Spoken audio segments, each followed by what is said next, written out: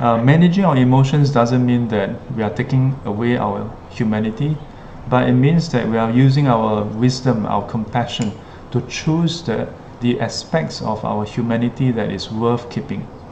That we should transcend some of the very base human impulses that is not helpful for ourselves or others. Yeah. But wait, some may ask, but if I were to take away all that, how about the positive emotions? Yeah. How about all these positive emotions? Do I also have to take them away? Emotions like happiness, compassion, joy, gratitude, yeah, thankfulness, empathy. Yeah. When we say manage our emotions, does it mean wiping away everything? So I asked the student this question. Yeah, the student who asked me a similar question just 1 or 2 days back. Do you think enlightened ones, they are unfeeling, that they don't feel anything? So she said, yeah, maybe not, probably not. So if we look at the suttas as an example, yeah, of how the enlightened ones are, you'll find that it is not that they don't have any more emotions. It's that they are in control of their emotions, firstly, and on the other hand, it is also that they have transcended the very raw, base, carnal impulses. Yeah, that while for most people, when they meet unreasonable individuals, they respond with frustration, they respond with anger. But enlightened ones, they do respond also. Yeah, but they respond with compassion. And why? Because when we meet someone unreasonable, or someone who is saying hurtful things to us, making unreasonable demands of us, our focus is on who? We think that we are focusing on that person. But if we sit down and think about it, maybe after the fact, you may realize, or you may observe that it is when we are focused on how we feel, when we focus on our self-interest, then our response is filled with negative emotions. Yeah. One of the prime driver is our ego, the self, attachment to this ego, attachment to I, me, mine, my self-interest. Yeah. Enlightened ones, when they are faced with unreasonable individuals, with painful circumstances and so on, instead of responding with that, instead of focusing on how they feel, their attention is on the suffering on the other side. Yeah, so enlightened ones it's not that enlightened ones are blind to things and so they don't feel anything. Rather, it is that they see the totality of things. They see the very reasons and conditions why individuals act in such ways. They see not just, oh, my, but they see the other side also. And when they see the other side, they see the conditions resulting in this state. When you hear someone shouting at you, we only hear the shout, and we immediately focus on how we feel and how others look at us being shouted at. But the enlightened ones would look at that shout and behind it, what gave rise to shouting? Yeah, think about it. If everything is going well for us, our health is good, work is great, children, wife, husband, everything is nice, would we wake up on a Sunday morning and decide, let me go and shout at someone?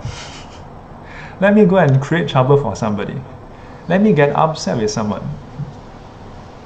Last I checked, I think nobody do that. when things are going well. Ask ourselves when the last time was when we are emotionally charged, we are unhappy about things. Inevitably, it's because circumstances are such that it is unagreeable to us, disagreeable to us. That is not what we want, it goes against our wishes, and we cannot accept that. So it's not just the disagreeable circumstances, it's that we fail to recognize that this is how things are. Our ignorance, delusion, our wrong expectations and perception leads to us having that frustration. Yeah? And then if we continue, perpetuate it, then we act. So for enlightened ones, when they are on the receiving end, they are able to see the whole totality, and so they don't feel angry with us. In fact, instead, they feel compassion towards us. Yeah, they see compassion towards us. But it's not blind compassion. It's not just simply compassion, oh, you're poor thing, compassion.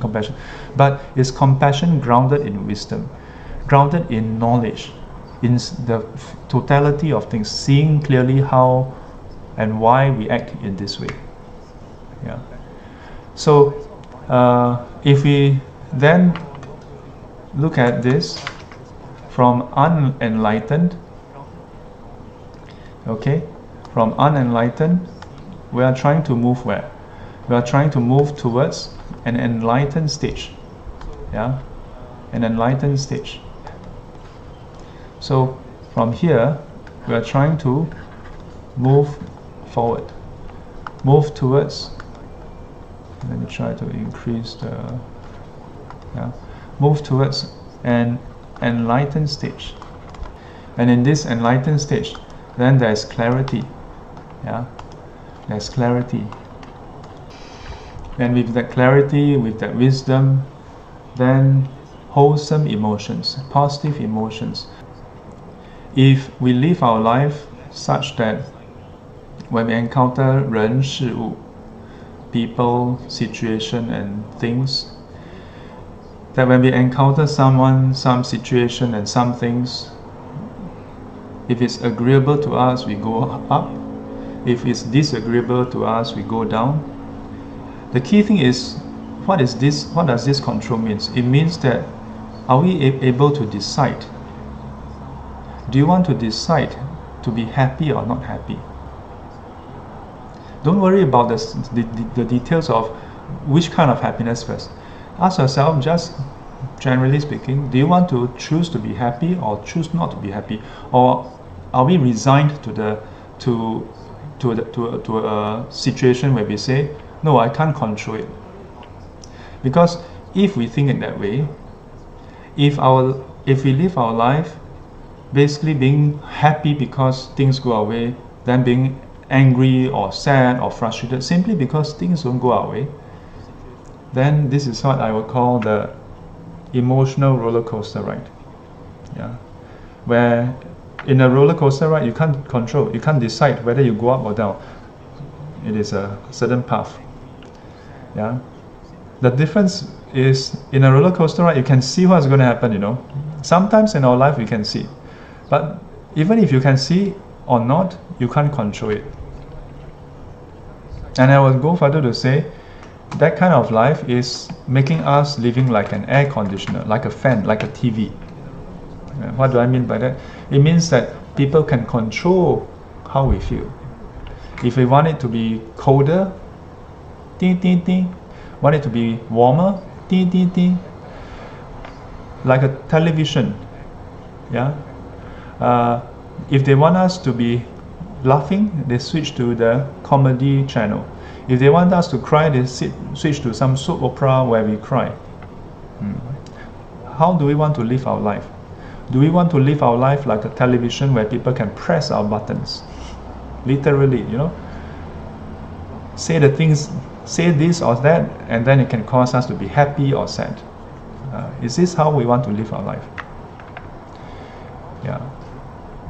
I can't decide for you. Yeah, no one can decide for us. You have to ask yourself, what kind of life do you want to